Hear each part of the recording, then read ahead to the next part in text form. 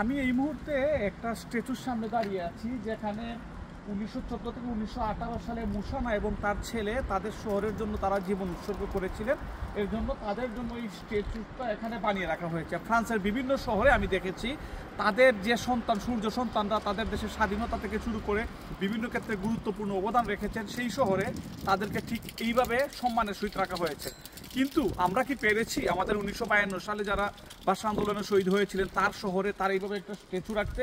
আমরা কি পেরেছি স্বাধীনতা সংগ্রামে যারা অবদান রেখেছিলেন সেই সব সেক্টর কমান্ডার থেকে শুরু করে যে বীর মুক্তিযোদ্ধারা তাদের স্ট্যাচু অথবা তাদের নামে কোনো কিছু করতে? আমরা দেখি এক অথবা দুই থেকে তিনটা দল তারা কি করেন, কারো স্বামী কারো বাবার স্ট্যাচু তারা বানাতে ব্যস্ত। কিন্তু তারা এই জিনিসটা চিন্তা করেন না কাদের উপরে দাঁড়িয়ে আমরা বাংলাদেশটা করেছি।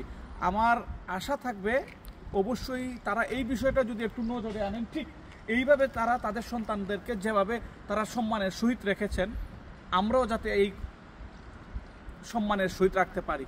যারা যেখানে যেভাবে অবদান রাখছেন আমরা শুধু তাদেরকে সেইভাবে সম্মানিত করি, শুধু জোর করে কারো উপর যেন আমরা চাপিয়ে না দিই।